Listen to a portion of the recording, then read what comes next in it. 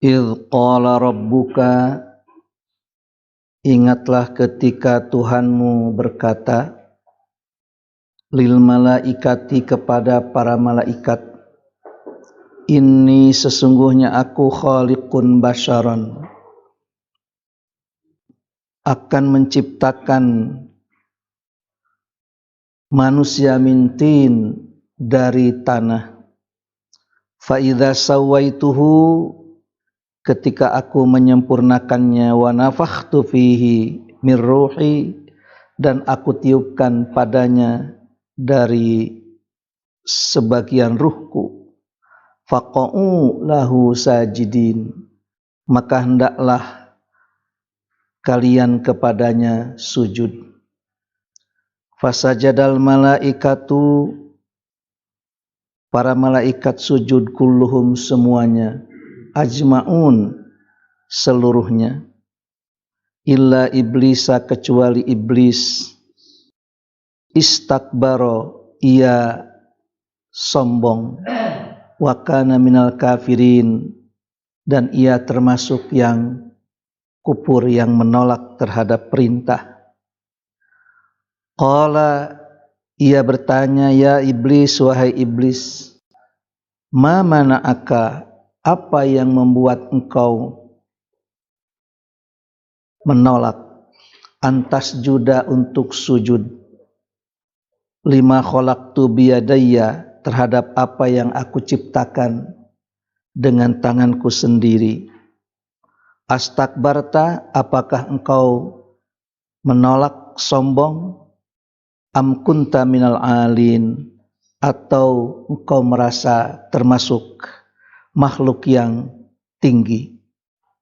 Qala, iblis jawab, ana khairum minhu, aku lebih baik dari Adam. Khalaqtani min narin, engkau ciptakan aku ini dari api, wa khalaqtahu min tin, sedangkan engkau ciptakan Adam itu dari tanah. Qala, Allah berfirman, fakhruj minha, keluarlah engkau dari surga. Fa innaka rajimun, sesungguhnya engkau itu dilaknat. Wa inna alaika, dan sesungguhnya bagimu itu laknati, laknatku, ila yaumiddin, sampai pada hari pembalasan.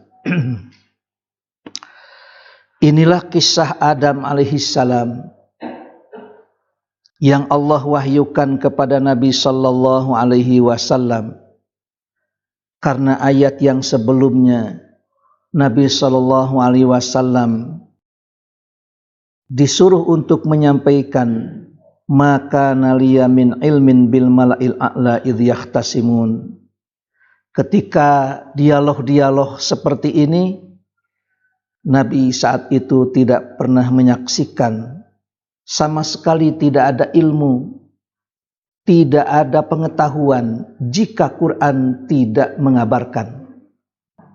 Inilah yang disebut dengan naba'un azimun, berita yang betul-betul menjadi ilmu, ditelusuri dengan penelitian apapun.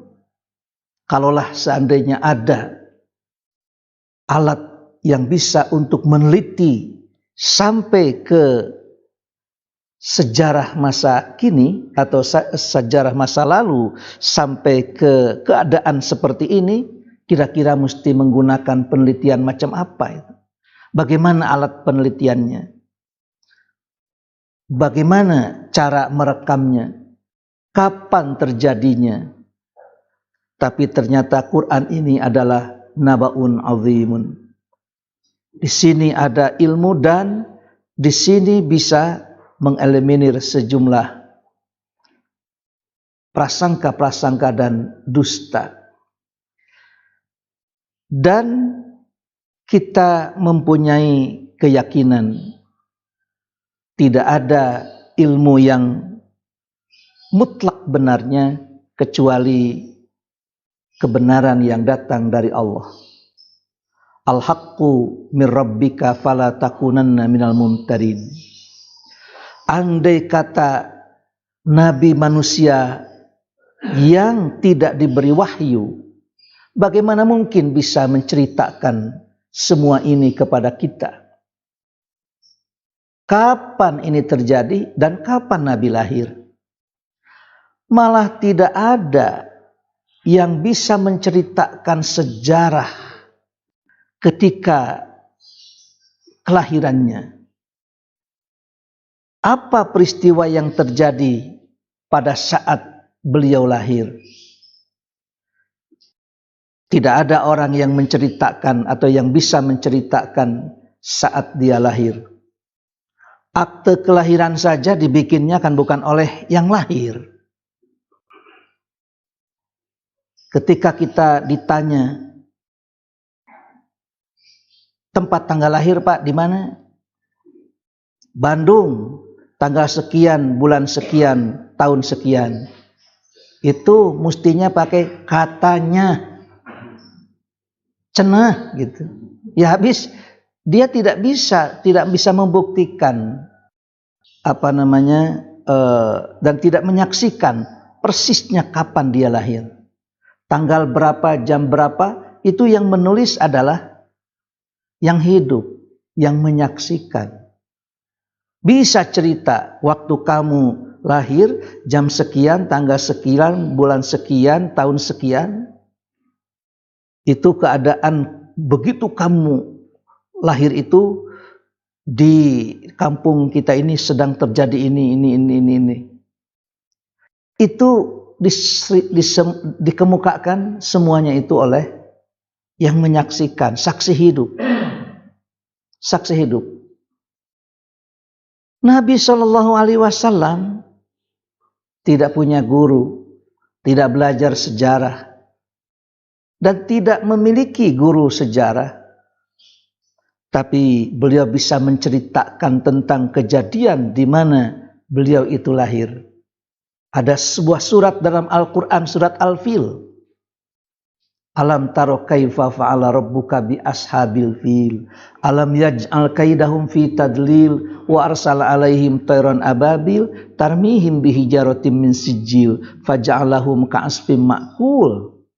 Hanya dengan beberapa ayat saja Nabi bisa menceritakan, yaitu sejarah tentang Raja Abraha yang akan mengambil Ka'bah itu, yang akan memindahkan Ka'bah itu. Padahal waktu itu Nabi, ya situasinya belum atau tidak menyaksikan secara langsung, tapi Nabi bisa bercerita. Kalau bukan dari wahyu, Nabi tidak mungkin bisa bercerita. Jangankan cerita panjang tentang sejarah di saat kelahirannya, namanya saja begitu, kemudian apa tanggalnya, kemudian harinya. Nabi itu manusia biasa seperti kita, tidak tahu apa yang terjadi. Terlebih-lebih ini bercerita tentang Adam alaihissalam. Seakan-akan Nabi itu mengetahui persis drama ketika Allah berbicara dengan para malaikat dan ketika iblis membantah kepada perintah Allah. Disuruh sujud malah dia tolak. Memang karakteristik iblis itu, istilah orang Jermannya bedegong. No bedegong te incu iblis gitu. Ya. Dan ternyata ya seperti inilah dialognya. Ketika dialog ini terjadi, idh yahtasimun maka naliya min ilmin bil malail a'la. Aku tidak punya ilmu. Kalau ada orang-orang yang menuduh bahwa Quran ini buatan Muhammad, itu tentu saja terbantahkan. Terbantahkan. Bagaimana mungkin sejarah seperti ini terkuasai oleh Muhammad? Tapi tetap saja mereka mengatakan bahwa Quran itu buatan Muhammad. Kalaulah memang Muhammad itu mengeluarkan statement-statementnya, narasi-narasinya. Kami juga bisa. Pada waktu itu ada nabi-nabi palsu yang bermunculan. Begitu juga menyampaikan wahyu yang mereka terima. Dan tidak bisa dinyatakan sebagai wahyu karena isi dan kandungannya itu adalah bentuk-bentuk yang biasa dikerjakan oleh para ahli syair, para ahli puisi, dan isinya tidak bisa menggambarkan masa lalu yang demikian panjang rentan waktunya. Sebagaimana Allah mengkisahkan Adam alaihissalam dalam Al-Quran, lalu oleh Nabi disampaikan kepada kita. Dan yang berkaitan dengan kisah ini bukan hanya ada di surat Shad. Kita membaca surat Al-Baqarah, ada berkaitan dengan kisah Adam alaihissalam. Tentu dengan redaksi yang berbeda-beda dan juga dengan cakupan sejarah yang bukan berlainan, akan tetapi satu sama lain itu saling melengkapi. Dalam surat Al-Baqarah ada, surat Al-A'raf ada, surat Al-Hijr ada, surat Bani Israel ada, surat Al-Kahfi juga ada. Termasuk juga dalam surat Shad. Siapakah itu iblis? Di surat Al-Baqarah tidak disebutkan. Ya, wa idz qala rabbuka lil malaikati isjudu li adama fasajadu illa iblis. Aba wastakbaro. Dia menolak dan takabur, sombong. Sombong itu adalah sifat iblis, perilaku iblis. Menolak terhadap perintah Allah itu adalah perilaku iblis. Hanya disebutkan sifatnya saja. Tah iblis tenu kitu tah. Aba wastakbaro wa kana minal kafirin. Mereka itu adalah termasuk kategori yang kufur. Disebutkan di situ. Tapi siapa? Dari jenis apa? Apakah iblis itu dari jenis malaikat? Maka ternyata dalam surat Al-Kahfi dinyatakan kana minal jinni fafasaqa an amri rabbih. Dia itu adalah sebangsa jin, dari bangsa jin. Dia melanggar terhadap perintah Tuhannya. Fafasaqa an amri rabbih. Jika kita tidak ingin termasuk makhluk yang makhluk yang tidak terpengaruh, ya. Supaya kita termasuk makhluk yang tidak terpengaruh oleh iblis ini, bagaimana caranya? Maka setiap perintah Allah dan larangannya mesti ditaati dan dipatuhi. Dan iblis ini kelak akan menjadi musuh manusia. Sengaja iblis ini memohon kepada Allah agar diberi kemampuan atau diberi kesempatan untuk menipu keturunan Adam. Dan pada dirinya itu memiliki sifat hasud dan sombong. Hasud itu menilai diri terlalu tinggi. Senang melihat orang lain susah. Dan susah, sakit melihat orang lain senang. Dan berupaya untuk menghilangkan kesenangan itu. Itulah hasud. Orang lain membeli mobil, kenapa kita yang nah urang itu anu hareudakna. Tetangga beli kulkas, kenapa istri kita nu jebras-jebrisna? Buat bae segala rupa kumaha itu.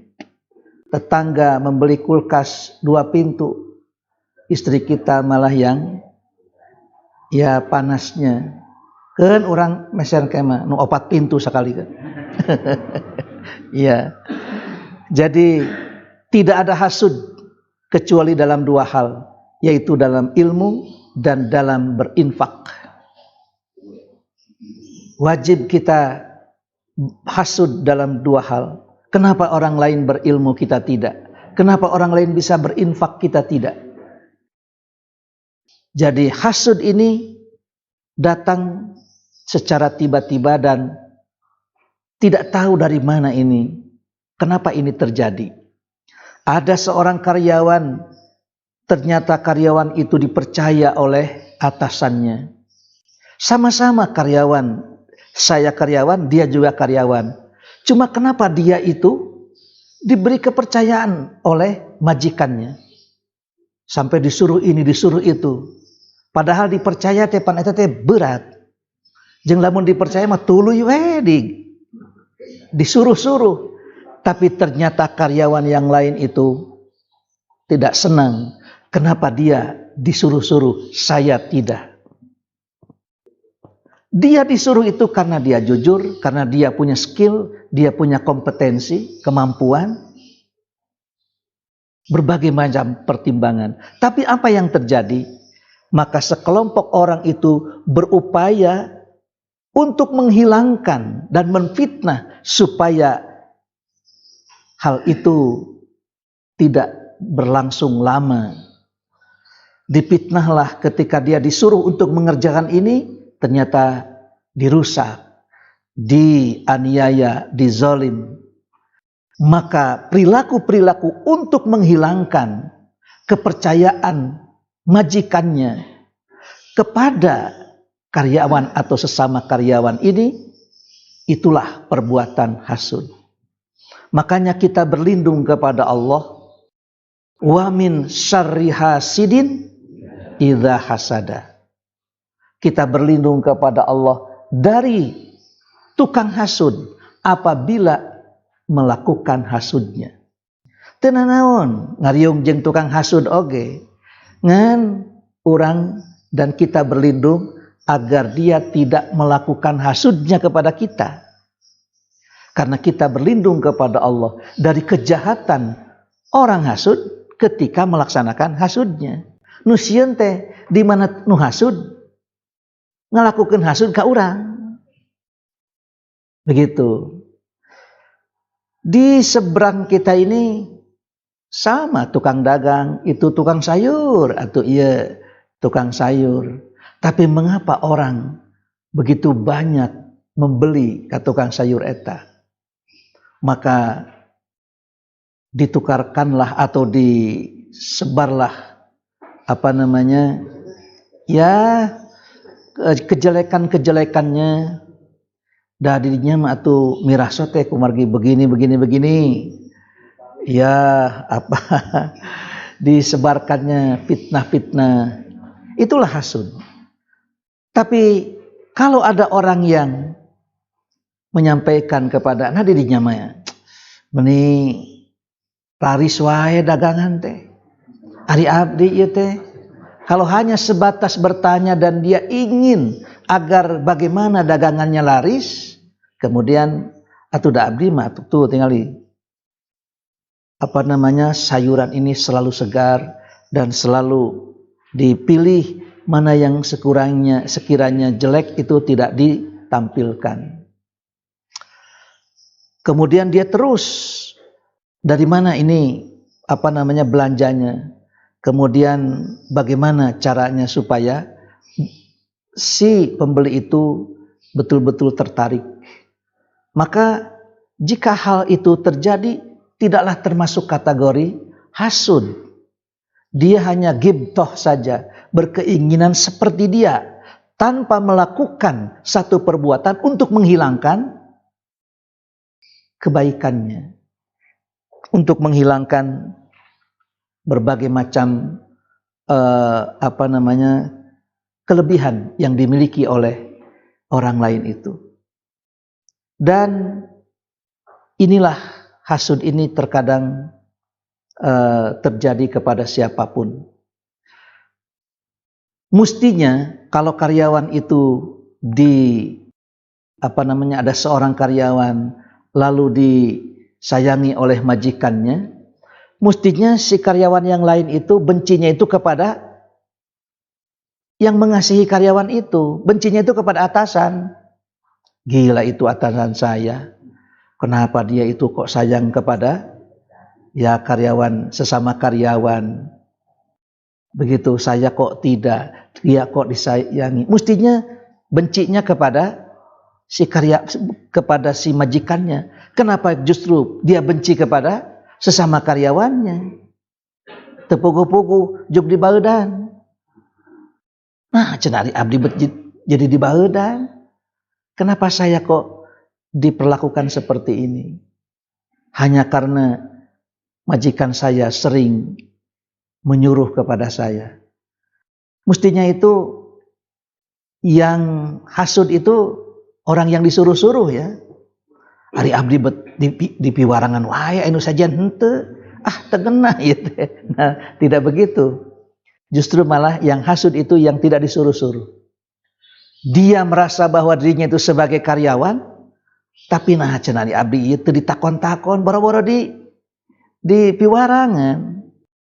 Ditakon lagi henteu, ditanya tidak. Sebagai seorang sesama karyawan tidak ditanya oleh majikan itu tidak enak, apalagi tidak disuruh-suruh. Jadi naon atuh abdi teh karyawan atau naon ya.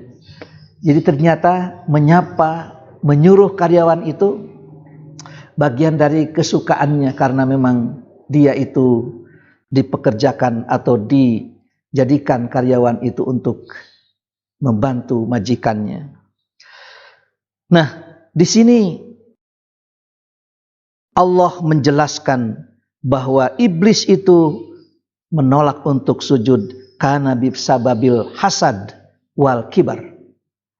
Dengan sebab dia itu hasud kepada Adam. Ana khairum minhu khalaqtani min narin wa khalaqtahu min tinin. Inilah kalau orang menilai diri itu terlalu tinggi itu begitu. Hoream teuing abdi kudu tunduk ke Adam.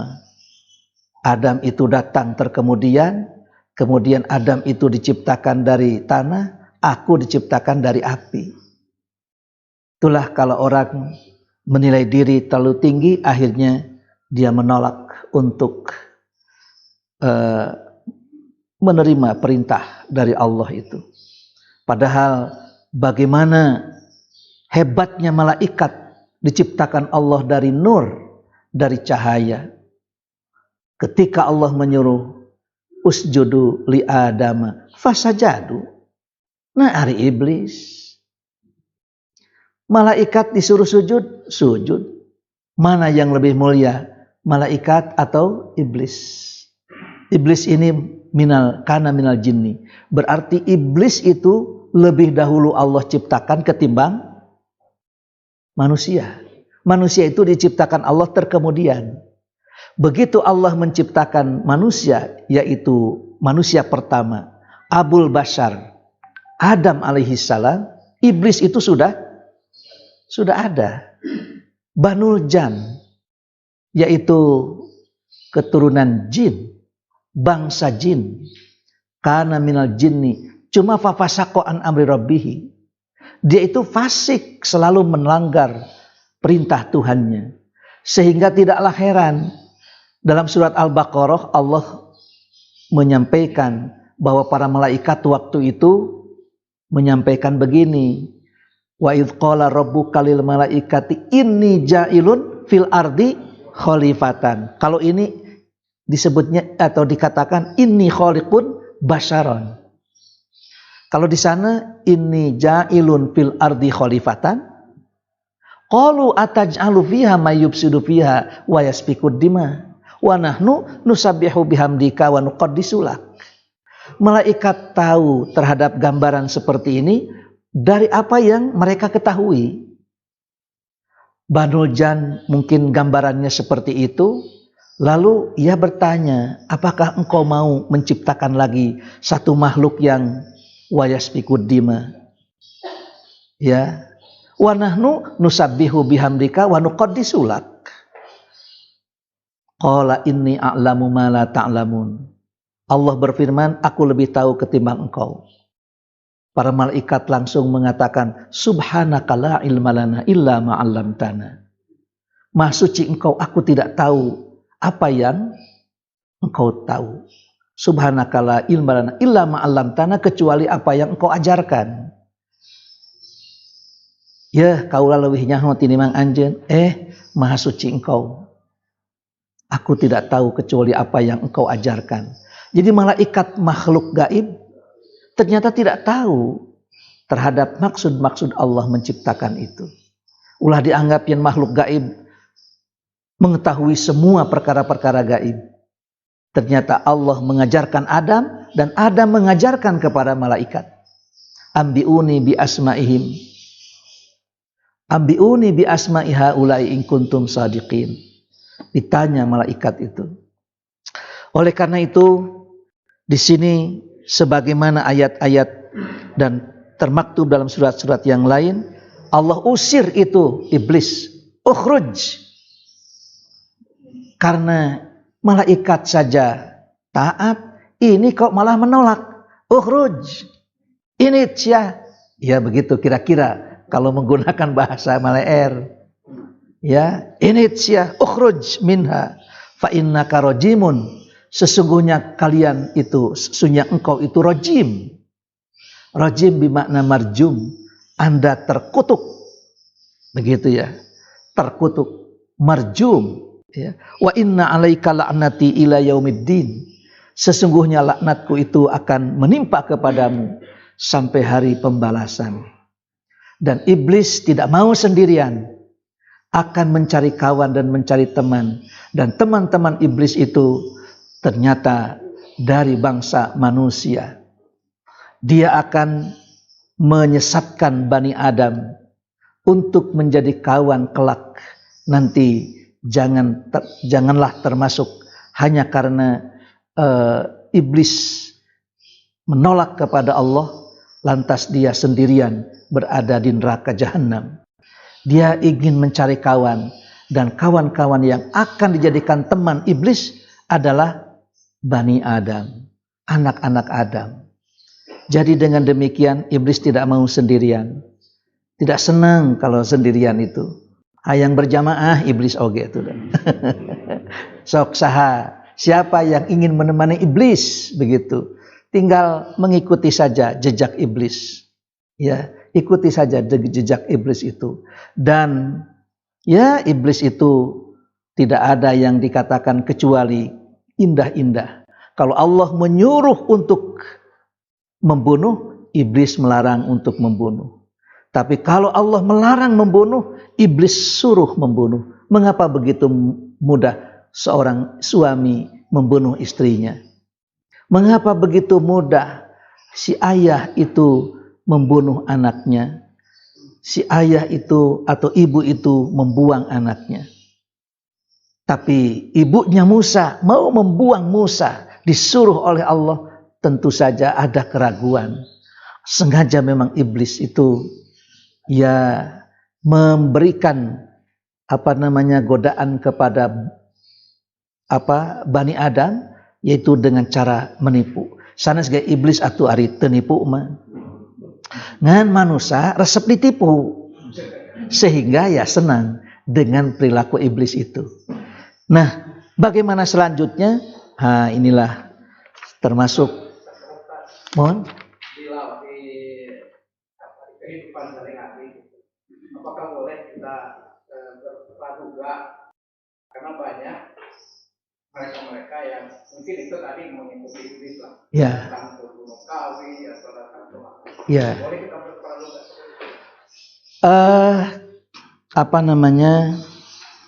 Kalau ada seorang maju dalam usaha, kemudian ada sebagian orang menyangka bahwa saya tahu tidak pantas we usaha maju oge da. Ya, munjung ka gunung muja ka sagara. Nah, tentu saja ini kalau tidak ada bukti-bukti yang kuat. Tidak boleh kita berprasangka begitu. Dan kita seberapa jauh, kita kan tidak punya keyakinan seberapa jauh pengaruh pergi ke Munjung ka gunung Mujak ka sagara itu berpengaruh terhadap itu. Sebab yang namanya orang usaha itu, ya berdagang itu, laku dan tidak laku itu bukan karena ya hal seperti itu. Sudah itu musyrik dan lain sebagainya, tidak termasuk dalam sesuatu yang diperintahkan oleh Allah dan itu adalah dilarang, maka tentu saja tidak tepat pada waktu, tidak tepat kalau kita mempunyai sangka buruk seperti itu. Sebab ternyata ya tidak semua orang kan melakukan itu. Tapi kalau sudah tahu sakitu manehna munjung ka gunung Mujak ka sagara, tapi anger we geuningan teu payu. Hanas musyriknya geus kajadian, ari pek teh payu nama asarua we jeung urang. Nah, ini sudah barang tentu ya ruginya dua kali. Syirik nama geus jadi, ya laku kerasnya itu teu kajadian. Nya lamun dina lakuna meureun kita teh istidraj, tapi tidak lakunya, tentu saja itu rugi dua kali.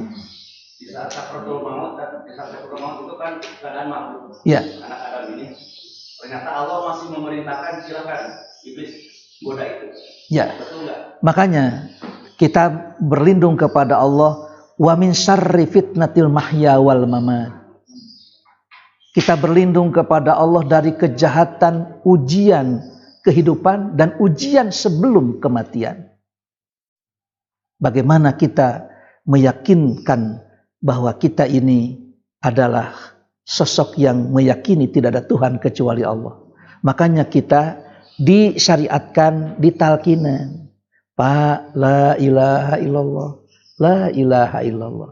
Man kana fi akhiri kalamihi, la ilaha illallah, dakhalal jannata.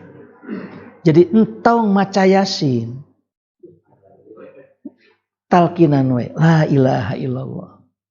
Begitu, tidak ada Tuhan kecuali Allah. Begitu dia mengatakan la ilaha illallah, selesai. Atau barangkali begitu dinyatakan la ilaha illallah, dia juga cuma mengangguk karena memang lagi sulit, lagi menghadapi sakaratul maut. Dengan menganggukkan saja sudah selesai. Artinya memang itu keyakinan kita. Jadi Allahumma inni a'udzubika min adzabi jahannam wa min adzabil qabri wa min fitnatil mahya wal mamat wa min fitnatil masihid dajjal. Itu wallahu a'lam bishawab.